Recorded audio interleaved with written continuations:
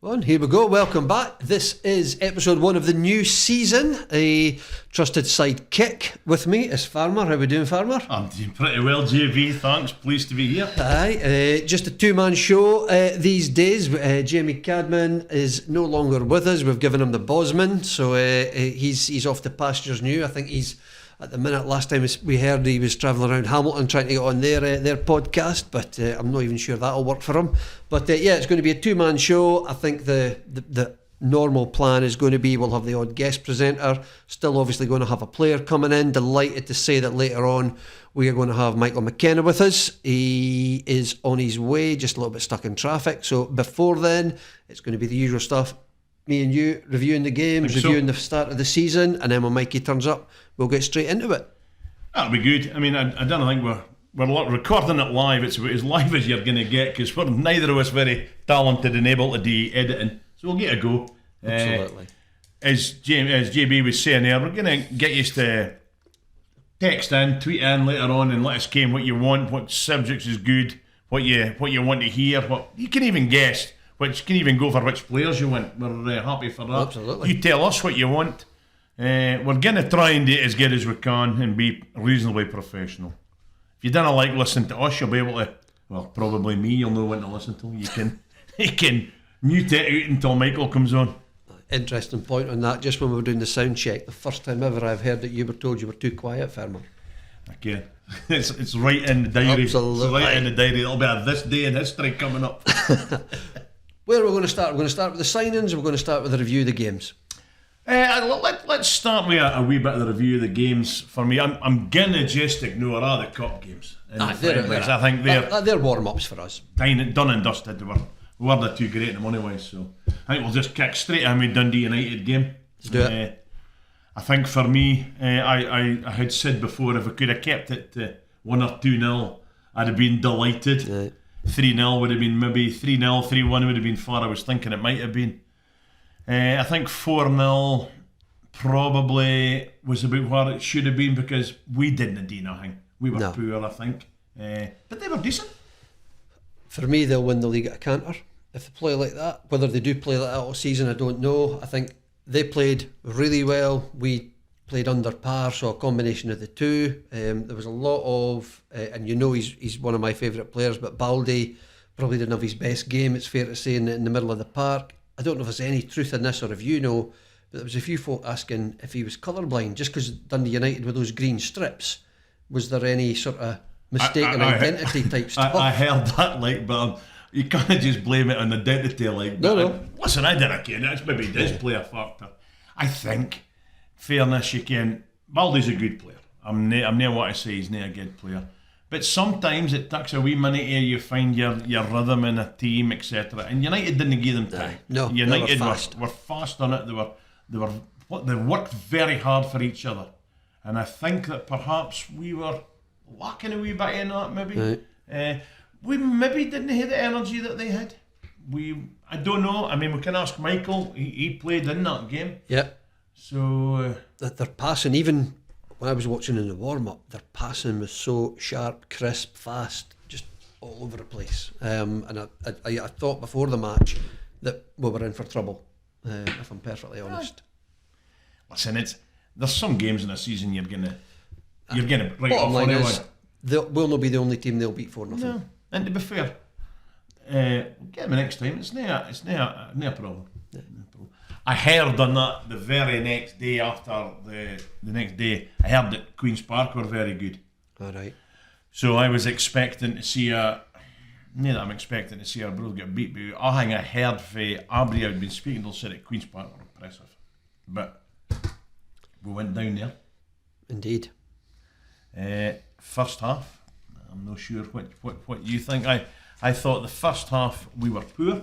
And again, one thing that we are going to say in this guys, we're no here to criticise players or slag the club, but we're going to try and be honest and give you our views and views of the terraces that we're hearing. What we're hearing, yeah. Because I think it's not going to do anybody good saying, oh, we were great, because we weren't. But the reason I thought we were poor in the first half, I thought we just gave them too much respect. We didn't press them, we sat back off them. Just my opinion. No, you think you're probably right. I don't think it was the disaster that a lot of people were saying. End of the day, it was 2-1 again for my money. United and Queen's Park are arguably the two best teams in the league. You could chuck maybe one other or two others in there. So yeah, they're not the teams to judge us on just yet for me. No. I think the pitch looks slippy. When you saw there's a lot of players slipping and you could see a lot of water coming up. I'll tell you on it for me. It's amazing watching a game live at the ground and reading about it in the paper and online, and then watching the highlights. It's just three different opinions straight away. I heard some guys was describing our goal, and if you read the Queen's Park page for our goal, it was like a goalmouth scramble. All right, okay. That certainly wasn't how I remembered it. And last night I went onto the thing to have a wee look at it. Just let you see, I thought it was quite a well taken goal. I thought we did well with it. One of the goals that I think it was their first goal. I'm not sure, it might have been Michael that slipped. I thought he's not there. Sorry. He will be soon. Kenny's lost weight, but he will be if he gets past all that traffic jam at McDonald's. They must be losing a fortune. So anyway, I thought in the second half, I thought we seemed to be actually quite good and decent goal. If I'm going to be honest, I have a wee bit more confidence now in that second half performance at Queen's Park, and I'm back to feeling that we're going to be okay. It's going to be tough. Aye, and I think for me this week and probably next week are better games to judge us on. Queen's Park at home today, and then Morton, who are the teams I expect to be around us come the end of the season. I think they're the two games where it's probably slightly better to judge us on. It's very difficult the first half to get up the end, but for me I'm expecting it to be a battle. Morton, Wraith Rovers, and to be honest with you, I thought we'd be battling with Airdrie as well, but again I'm hearing that they've not been the mugs that we thought we might be. It's a shame, but yeah, I think Partick will be up there again as well. I think I've got my league position, I think, to be fair. For us or just for the top? For the top three, I'm negative. Us, I think, probably the best we can hope for is safety, so we've no playoffs. I think that would be fair. And I don't think that's a criticism of the team. I think it's we're fighting way above our weight. 100%. We're going to try, but for me that's it. I think United will probably win the league. I think that Partick Thistle and then Queen's Park, based on what I saw last week at Queen's Park, I think they're going to have a tough time. Right, I'll go slightly different from you then. I will go United, but I think they'll win it comfortably. And I'm going to go Queen's Park, then Partick. So we're there or thereabouts. And I've got another thing. I actually think if Inverness didn't look like going up, I think Billy Dodds will get the chop. There you go. They can't continue where they are. They're not going to be happy doing here. They've spent too much money to be in the positions that he's taking them to. Yeah. So you're right. You're probably right. Sack race. Billy Dodds first. I'm not saying that like. We'll have a wee think of that then. Folk can come in with that later on. All right. Okay. Morton next week. Yeah. I've seen nothing of them. Don't know much about them at all, to be honest. Just what we've played against them. Morton, the fan, they'll know like what I want to say. They're on par with us. They're going to have to battle. I think next week will be a really good test for us. That's our measure. And that's the thing. I think it is as well. And need to worry about them. I didn't think. Obviously, we want to get points on the board, and we don't want to be languishing away down at the bottom with nothing on. But again, there's no need for us to be getting half excited if we don't get a result. But we will have to start doing something. It's still back to that sort of 10 points per quarter type thing. You know, after 10 games, you're looking for about 10 points there or thereabouts. That's a fair shout. 10 points it's realistically it's not that hard to do. Kind of a couple of wins, but you're there or thereabouts. So we'll see how we get on. We have to. Last year was, you didn't want to be part of it. Last year was tough. I think it was made to feel even tougher than it actually was because of such a good season the previous one. So you went from the ultimate high to the almost not quite the ultimate low, but you were getting bordering on that. So it probably was made to feel a lot worse. I'm not slagging anybody off, but the managers have admitted it that the signings probably weren't up to what you would expect for a team like ours. I think this year the signings are hugely different and much better. Oh, on paper we're a far stronger team, and it's good. It's a good point you've raised that the management admit that they got it wrong. I suppose it's difficult for them, and also, I mean, a little wee bit. Nobody's on about what we need to sign. We need a left back, but the club has been trying. I mean, we were just lastminute.com. We lost a left back, so we kind of. It's not just as simple as that. No, and I mean, from what I know, I think we've been in the market 3 or 4 times already, and it's just not quite come off, or we've not found the right one yet. But fingers crossed, in the next couple of weeks we'll have that covered. Hammy's still going to be out for what, 3-4 months? Yeah, out for a wee while, I think. Yeah, I think that as well. They said it was spoken about last year. It's difficult. Football players want to play with football players and work with football players. There's no needing to be shoehorned in about Arbroath and doing individual training and training with Kev Middleton all the time. It makes it difficult, especially when he's all over the world now. Kev, he's global. He's certainly something. He's got non-dom status now, Kev. I'm so glad I'm off social media because I hear he's now but posting pictures of his belly. Anyway, so, in terms of the new things that we're going to be doing this season, we were talking about whether they're good ideas or bad ideas. Maybe you guys can join in some of the fun. We will post a lot of the stuff out on Twitter this season to try and get everybody a bit more involved in it. But we were talking about potentially nominating a player of the month. Yeah, that's what we're looking at. Player of the month, obviously we'll nominate yours, but everybody else can feel free to chuck it in. What else we got that we're going to do new? Are we calling it Farmers Facts, or what are we calling it? This day in history? You call it whatever you like. Yeah, I was going to focus it. Going to have a wee bit every podcast. I'll dig out a bit of information for a game away back, and we'll ask the questions to you guys out there before the guest, and then we'll ask the guest. It's a bit of fun. Then I use Google. I'm not going to do nothing height. It's very light-hearted in the day. Just very light. See how it goes. Do you want to chuck it out there now, or do you want to hold it back? Yeah, I can do it. Chuck it out. Yeah, I've got to. Didn't Google it. It's just for fun. We will give you the answers at the back end of the show when Mikey's here, because we'll probably quiz him on this as well. I think so. I've aimed it at Mikey this time because. All right. Okay. Perfect. So what I've done with this season, I've started at a while back on the 15th of August 2018. It's to try and get it as close to forward. It's my favourite year. How's that? Don't need a reason. Well, you do. If it's going to be your favourite year, you need a reason. I don't have any. Silence is it. I don't have any. Okay. It's probably not my favourite year then. It's going to be a long summer. Right, guys, so I'm going to do the 15th of August and the 18th of August. One of them was a Tuesday night or a Wednesday night. I was there. It was the Scottish Challenge Cup game.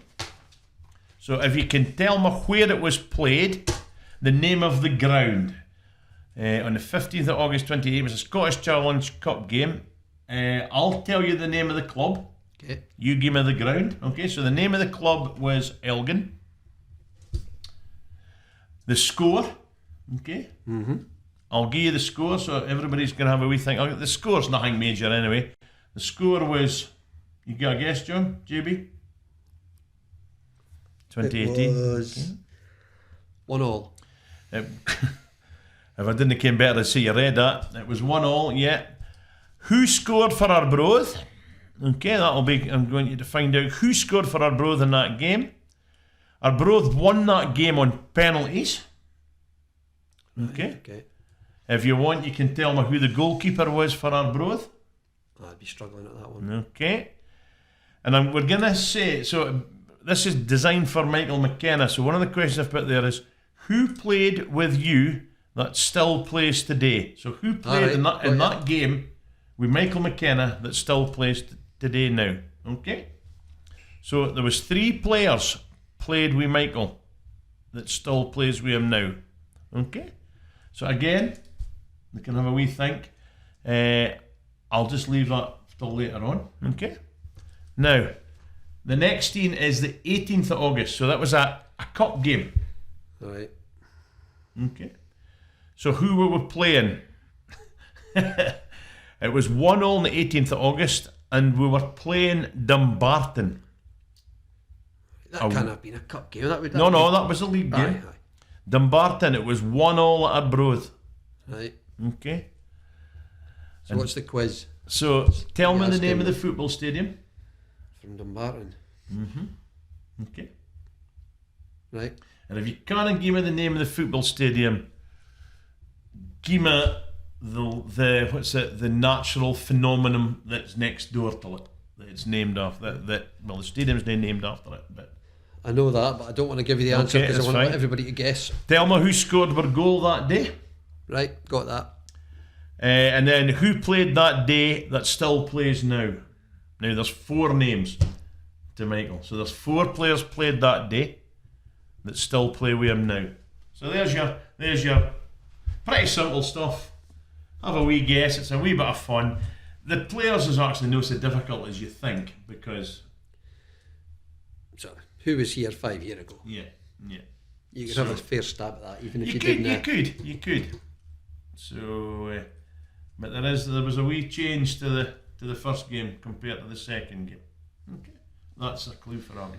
Okay, guys. Right, have a think of that. We'll give you the answers at the back end of the show. Cool. What else are we doing before Mikey turns up? Oh, well, yeah, great lot, mate. To be fair, I was going to ask him some grounds, and I was going to test Mikey's football knowledge on nicknames of teams and grounds.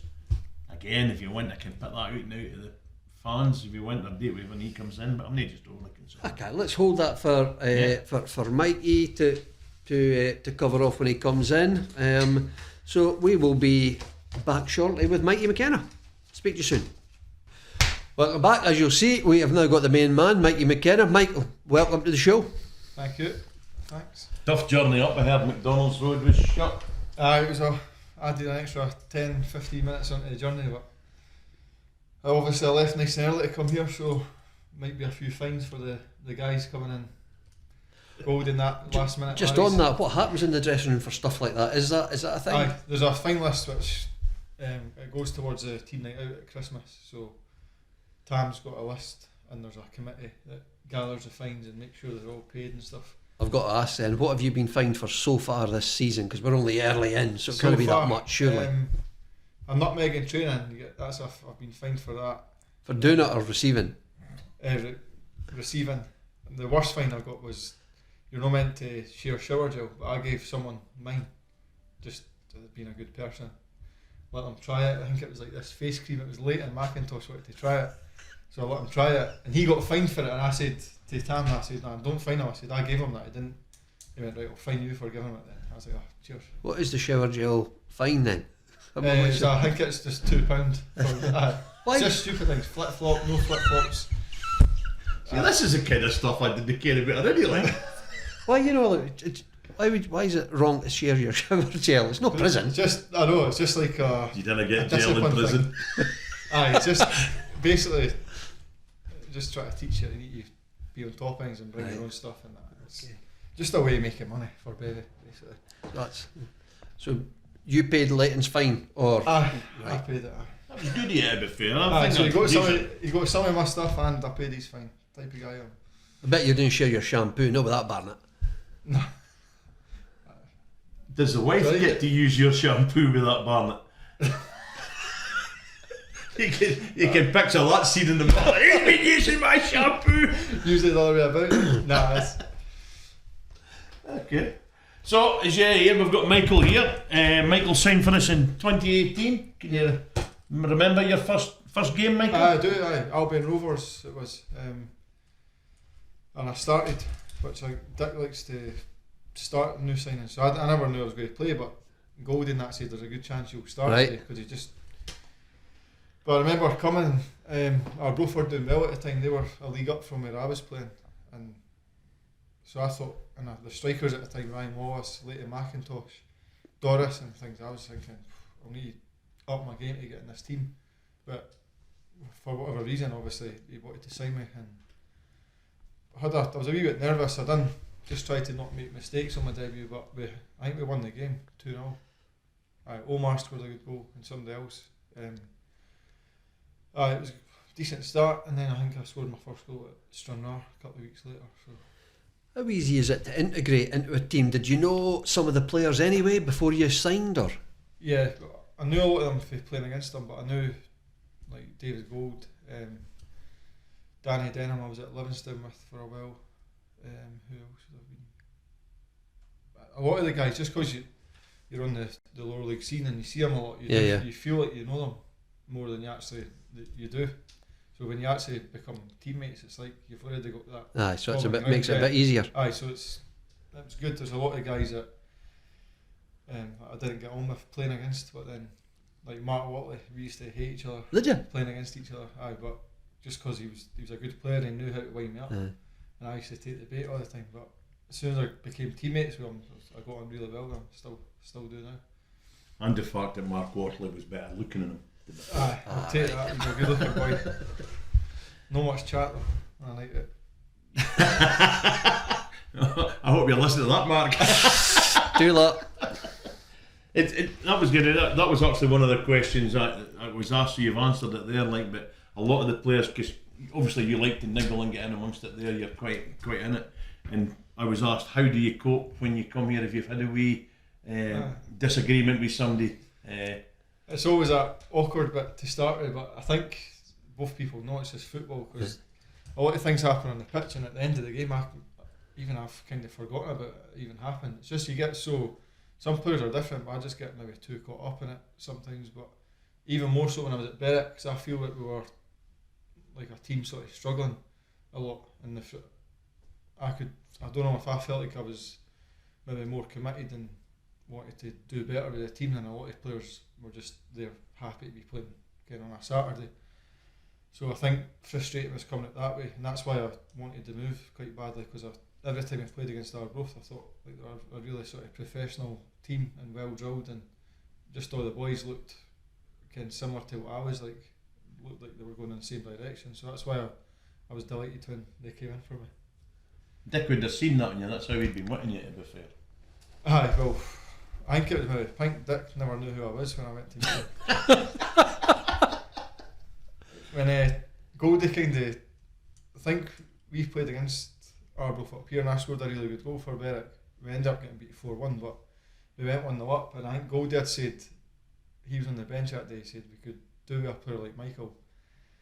And Pink and the gaffer do respect the players' opinions that have been there for a while, so they would listen if you can rate. If you say something like that, they would give you the time of day to then go and sort of explain why. Then I got a phone call, I think it was Omar Kadir's wedding in the January. I got a phone call for Pink, and they were passing the phone back and forward, and it was a gaffer, and Pink was back on the phone, and the gaffer was calling me Malcolm McGregor or something. Right, Malcolm, I was like, nah, Michael. Right, I first met him, I was like, right, where do you play? What position do you even play in? So I was like, fucking hell, you've done your research. So, but they wanted me to sign, and then Pink obviously knew more. Still get called Alan McKenna. I think, did he used to play? Or they used to manage a guy called Alan McKenna. I get that quite a lot sometimes as well. What, still now? Alan, like, just not as much, but at the start I got it quite a lot. John Young used to call me it as well, so but you just get used to it. That's brilliant. Superb. I've learned more in 5 minutes than I've known for ages. That's true. That's true. So you were ex-Berwick, Livingston. Did you play for Musselburgh as well? Yeah, Musselburgh was my junior club I played for. That was. So I jumped from Musselburgh straight to Livingston. So a similar jump to what Mark Stowe's has done, where Linlithgow to here. It was the same league to the championship, and I think he's kind of settling in quite well, because I know how big a jump it was, and I think I underestimated that at the time. Obviously I took the move because Livingston wanted me, but when I started playing the first few games I was really good, and I think that was just like the sort of adrenaline momentum. As the season went on I was like, this is tough, this level, like, so I had to kind of obviously drop back down and get more experience and work my way back up again. How have the new lads fitted in? You're talking about your integration into the team. What about we've signed quite a few players this season. How have they all gelled in and integrated? Everybody getting on well? They're getting on really well. They're all good lads. Like, so I had a team night out last week. No, sorry, it was after the Dundee United game that week. I had a really good time. Everyone was there, and it was good to get to really know some of them. Because it is hard for them. They're moving up from, I'm down south. Keenan's moving from abroad, so it's not easy to just come and fit the mould straight away. But I think they're all good players, and like we see it in training, it's just trying to get it sort of working on the pitch now. But they're good lads as well, and really good attitudes, which is, as a teammate, that's what you want. Absolutely. Yeah. Have they got on with their initiations? They got off with that actually. I don't know. They're still going to do it. But, we're in a bar, an Irish bar. Ali Adams, I've played him at Musselburgh. Get him on the podcast. Like, he's crazy. Done. He was jumping up playing the guitar and that. But can he play the guitar? Or he was Stephen, the guy who was singing. He was doing live music, and he went for a break, and Ali just jumped up on the wee stage and started strumming it. Bank. Save the show. Chuck doing that. That's beginning to sound more like my type of team now. Like, these guys that did a drink and look after the bodies. I'm needing the guys who are going to get bloated. We needed that after the Dundee United game. Anyway, needed a wee bloat. We mentioned it earlier on, the Dundee United game actually. So I mean, what did you think of taking part? What do you think of that? How did it feel? That game. I was personally gutted not to be playing anyway. But it was first game of the season. It's hard because you're right up for it, but I don't know, there was a good feeling going into it because of the Montrose game before it. I kind of was trying to say to the new guys, is like, don't think of this Montrose game as like the standard that you're going to be playing on. This is like a different level. I was like, it's similar to like the Dundee friendly teams like that. That's the kind of St Mirren's and that. That's what Dundee United will be like, if no better, because it's a league game full house. So I think Montrose, there were a lot of positives, but I don't know if a lot of people maybe thought, it's clicking now and it's just a different opposition. It's one of the best teams I've seen play here for a few years, to be honest. United that night, I thought they were good. They were really good that night, but I don't think they'll get a much easier game. Like, I think Dunfermline go to their bit the week after and outplay them and lose a last minute equaliser, so we need to get back to making it hard for teams to play. We touched on that earlier on. If you do listen to the podcast, and maybe if you listen to your bit instead of just your bit, but we had a wee review earlier on in the game, and we said the same. United was always going to be a tough game, and we shouldn't have took too much worry in it. Although the last time we played them, as you quite rightly said, we were right in their faces, and we're not at this time. And I actually said the same about Queens. You touched on it earlier on. You were gutted not to be playing. Do you feel that you were? It's a difficulty in this. Again, some of that stuff's coming out in the terraces. You perhaps maybe weren't as good as you could have been pre-season. Slower starting. I think everyone probably, many of us were good pre-season. Really, it's kind of, if you look at the friendlies and that, but I take holidays late in June because I've got family at schools and stuff. I can't take them out of school any earlier. So for me, the League Cup, I think there's maybe one League Cup game I've ever played well in. I'm not really bothered with League Cup games, to be honest, at that stage of the season, because I know in myself I'm trying to get up to the sort of speed I want to get up to.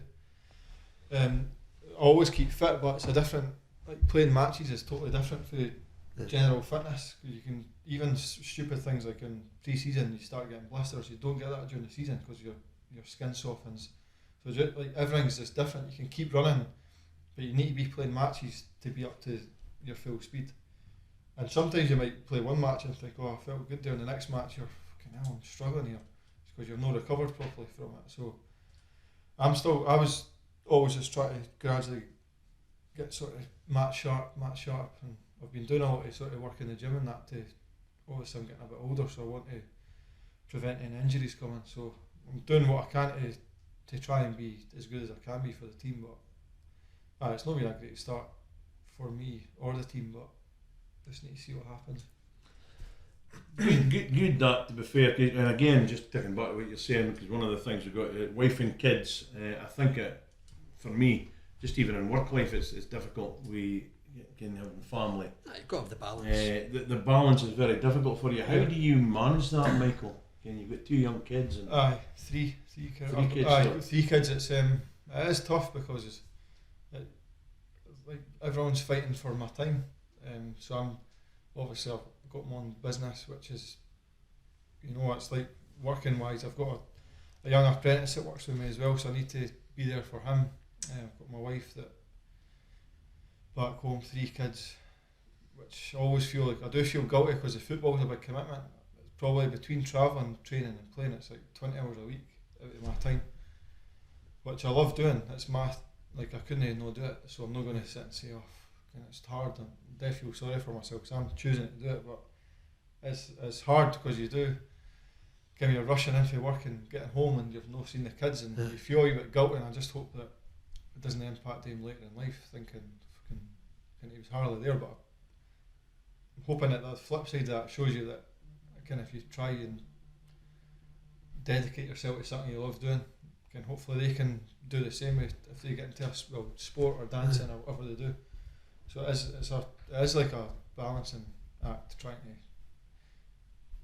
give the right amount of time to everyone. You know what I mean? But it's even as a really training, but as a fan, it's difficult because you're away a lot. Midweek games, you're away at home games. You got to try. And for me as well, for my job. So I think I can understand. People will relate to that. I think absolutely. Away games, it's like a full day away nowadays. And some of the places you've got to go to. And you can see that I've done my homework and can't eat 3 kids instead of 2. Absolutely. Like that's and his wife Margaret. To the farm. His wife Margaret's lovely. so just on that. We know it's Zoe. It's all right. He covered it there. He said he'd only do when he come up the farm. Michael's a big strawberry eater. Oh. And it's wrapped that he's sponsored by Angus Soft Fruits. Did you know that? I know that. I see that. So it's they're famous down my way now. I get a lot of requests for the strawberries and the raspberries. So it's good. That's good. Just getting my bits in here. You might as well say you're sponsored by Tutties. Well, to be fair, we are sponsored by Tutties today. The whole show's sponsored by Tutties. Well, that's not actually strictly too. I get a Grey Goose every time we mention Tutties. Who's it you get a Grey Goose if you mention? Tutties. So you're an electrician, Mike. Again, one of the things that what's coming across to me is how much you're caring for other things. You're an electrician training an apprentice, not how much your time is for that. Is he interested in football? Yeah, he plays East of Scotland level, so similar. He's only an 18-year-old. His uncle Chris went and he played with Allo and stuff, same age as me. We were good sort of childhood friends, and his dad Kieran went and was down at Blackburn, a goalkeeper, and played with Elgin and then done the sort of rounds at the junior level. So comes from a football family as well, but he's a really good lad, and I think he obviously looks up to me because I've got a similar lifestyle to him. I play football, and he probably thinks that you can actually have the best of both worlds, working and football. Good. 21-22, probably your best season for Arbroath. Yeah. What do you attribute that to? I don't know. I remember the Dunfermline game we beat on 3-0, East End Park. After that was early on. That must have only been 3 games into the season or something. It was a big. I remember that one vividly. It's a great place to watch a game of football. Yeah. After that game, I messaged a couple of my mates were there, and I felt something. I just said to a couple of my pals, I said, I think we've got a chance of winning the league. And they were like, what? I was like, it's only 3 games into the season. I said, I like I've played in the Championship now for a few years. I feel how we're actually playing is different. We're not just like hanging in there hoping to nick a goal. We're actually like dominating like large parts of games. But it's just odd. It's players, If you look at the players we had, see at the Championship level, we're all at full capacity as it is. So you can't carry passengers, or you can't say, oh well, okay, he's a wee weak point there, everyone has to be playing at full capacity to compete with these guys, because they're all full time and there's plenty of full time players to choose from. I felt like there we had every position, we were solid, and like even boys like Nicky Lowe and that in the middle can not really replace them for me. But it's not easy. It's when you've got guys like that, and obviously noobs up front, it means that you can just fully focus on your job to try and like that's taking care of in their position. So just you like do what you're meant to do in your position now. Whereas the contrast last year was obviously it's hard because again all over the pitch it was like a new team. It was just totally different. Do you find yourself, because I think we can see it in the pitch, do you find yourself going out of position and looking for a ball and trying to, you said it yourself, trying to get in there and be more committed in it and trying to G it on? Aye, well, number 10 is my favourite position behind the striker, and I could, in 21, 22, I felt I could focus on doing that because we were so strong everywhere. Had depth all over the squad, like good players that could come and do what I was doing. And then the year after, it went sort of a full circle way. It wasn't even like we were slightly weaker. I thought we were much weaker, and I think that just affected. And that's you sort of judge yourself in the last season, so you probably end up playing different positions, playing a different way because we didn't have much threat up front. I thought, to be fair, I think when Hilly got back in the team, we started to look. When I played up just off Hilly, I did feel like he put in so much work that I could like. He was a grafter. And a lot of times when we played together, I would like to see the stats, but we've probably won a lot of games. But it's not just about me. That's just how I feel when I'm playing. But maybe now it's maybe affected me a little bit. But I'm just hoping. I think this year we've got good sort of strikers, and we're trying to get the right formula and shape to get the best out of all of us. But on paper, we've got a really strong squad there. Like much stronger than last season. Absolutely. Does it feel like that as a squad? Because that's on paper, but on the park when you're in training and that, training, it's like you can just tell. It's like there's boys that can go and score goals and hurt you in the opposite team. Like you can just feel it. Like last year, I felt the opposite. So you can feel the difference. And so credit to the gaffer and Pink and Barry and stuff for getting the players in. You're what to play Queen's Park again today after last week. What are you thinking of this today? We've sort of got a different game plan today, and we had to sort a few things out after that one. I don't know. I just going back to like the Arbroath that I know that I've played in for like 5-6 years is like got all their success for being in people's faces, and I don't think we're good enough to just sit off and think that we're doing enough, sitting in a wee shape, going side to side. We didn't work on stuff like that to be. Okay, that's if you want to work on a mid block or something, sitting off it and then going. I don't think we're good at that. I think we just need to make it a difficult place to come. We're the underdogs in most games. So the first and foremost, you have to stop them playing because they're probably a better passing side than us. They work on it. Technical players. They've got a guy on loan for Bayern Munich, so we need to focus on stopping them. And then once we can hopefully tire them out, this isn't working for us. What they're trying, then we can get boys forward and start creating chances. That's what it felt like playing Arbroath for years. It was always just always felt we had possession in the opposition's half, even if it's throw-ins, corners, just relentless. Is that the plan today then, or are you saying to be right? Yeah, we're trying to. This won't go out until after the game, so it's not like we're giving away any secrets here. Yeah, we're going to try and press higher and be more brave. It's the point I've made to a few people is if you're sitting off teams and still looking wide open, so what's the point? Yeah. It's not like if you're sitting off the play, looking solid but not looking like scoring. You can say, well, at least we could get a draw here.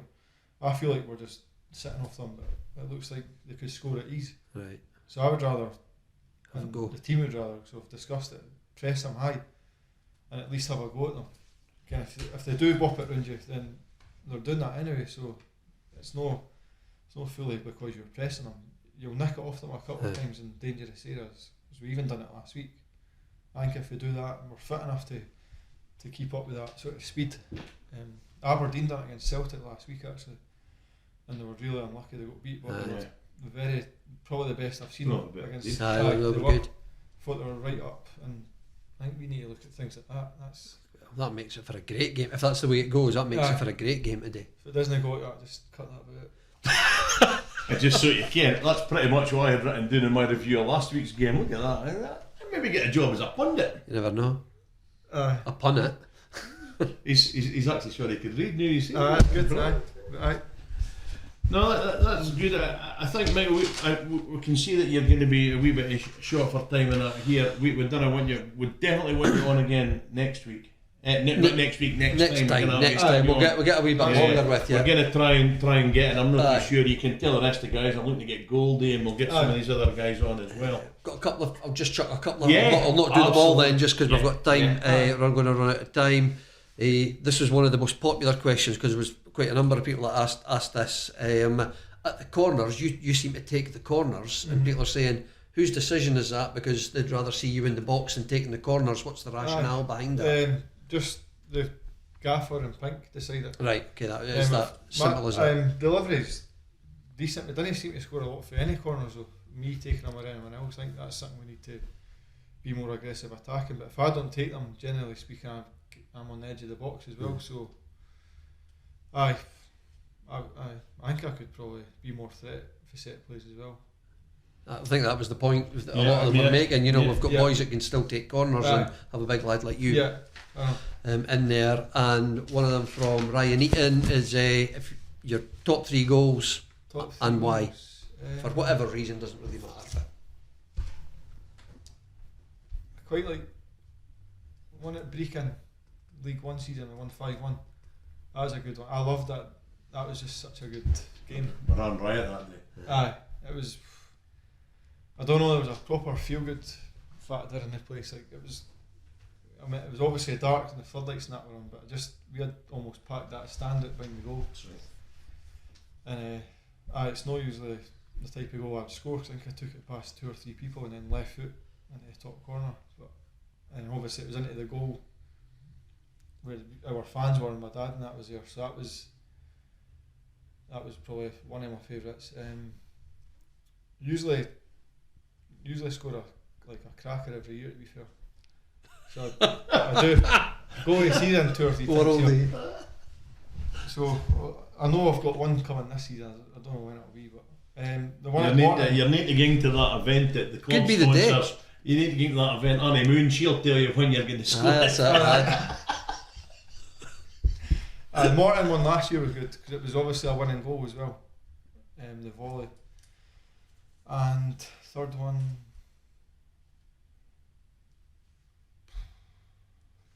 Would it be? Maybe Dunfermline away.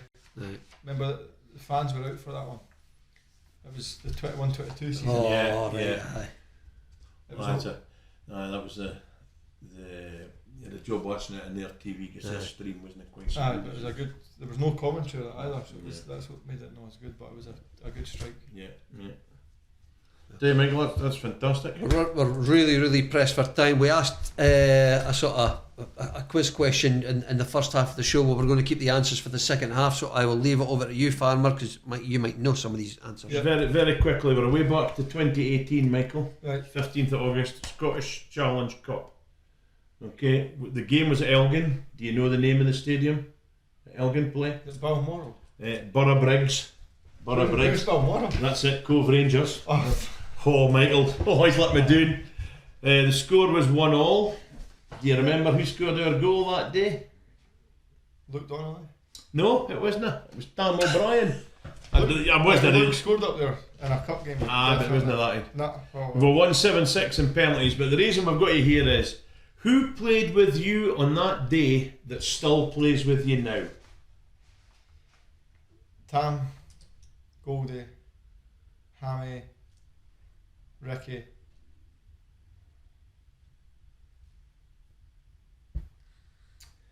I'll stop you there. Yeah, You're close, but Ricky didn't actually play that day. I think Ricky was actually injured that time. Was he? Aye, Did he get a day off again? We got a day Again. off. But to be fair, on the 18th of August, the following week, Ricky did play. Ricky, Poor guys. No, not good. Michael, I'm not going to hold you up because the last thing I'm wanting is a wrath of dick. Absolutely. We're We're not wanting to fine and we're not wanting to share your shower gel. So, Mikey, thank you so much for coming on. you. We will catch up with you again and see you soon. Michael, and all the best Michael's today, just mate. guys. Thanks, Michael. Catch you later. All right. Cheers, buddy. Take care. So Michael's just leaving there, guys. He's going to train, practice. He's needing it. Bit of everything. That was really good. I really enjoyed Michael. I wish we'd had more time. We'll get him back on. Yeah. I think, without wanting to discredit anybody else, having guests like that come on is going to make a massive difference. And I think for you, the fans, that's who you want to hear from. And not guys us. like that. And No, not us. certainly not us. That's great. Fantastic. But for now, just finally, if you can remind me, who are we sponsored by again today? We're sponsored by Tutty's Nuke. That's the pub across the road. And we'll leave it at that. We'll see you on match time. Ta-ra, guys.